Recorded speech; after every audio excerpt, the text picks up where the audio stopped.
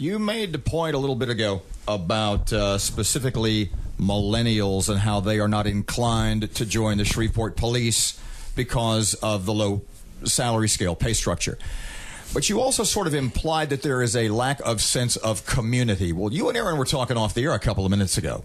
That lack of sense, that lost sense of community goes beyond the police. You were talking about how Shreveport, and I think this is an area where you and Chief Crump will agree, because he talked about this same thing yesterday.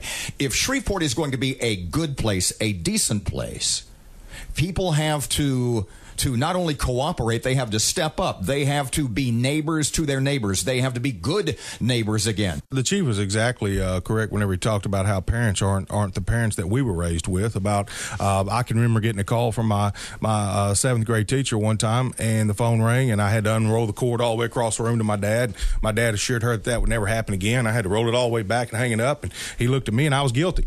Mm-hmm. A teacher called my house and interrupted our supper and said I did something wrong in class, and I was punished.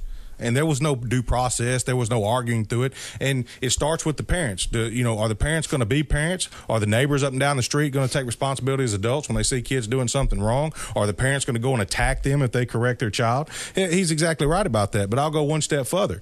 Then those same parents went to the schools and the school boards and started threatening to sue the school boards and sue teachers and fight teachers and carrying on like that, to where there's no discipline in schools now either. There was no police officers in schools whenever I graduated.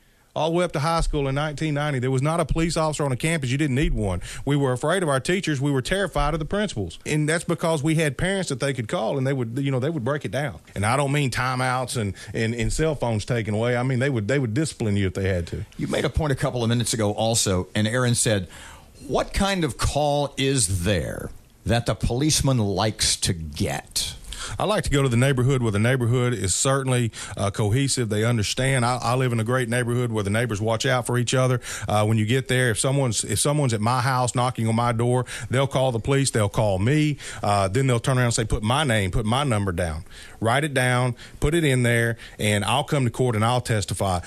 We're in there as a law enforcement professional. We're in there to enforce the laws that are established, but this is a multifaceted aspect. You come in, you say, I'm an eyewitness. I saw him break it into Erin's car. I'll be a witness. Put my name down, my phone number down. I'll testify in court. That's a wrap. I would encourage people to develop a different mindset, and you'll take your communities back one by one quickly. The police are there for you. The police have always been there for you. So adequately staffed or low staffed, we can only enforce the laws when we have complainants. I need everybody to understand that. You can't call as a concerned citizen. You can't say, I'm not giving my name and number. Don't knock on my door. We had a roll call briefing not too long ago, and it says, when someone says don't come to their house, don't go to their house. Well, I'm thinking, why do we go to this call? Because unless we drive up in a marked car on a crime in progress, there's absolutely nothing we can do about what you saw. We can do everything about what we see. We have to have that eyewitness. We have to have that complainant that says, I saw him doing that. It all starts from there. It's a due process criminal justice system. You can't blame the police for this. Prosecutors can't prosecute on a crime like that.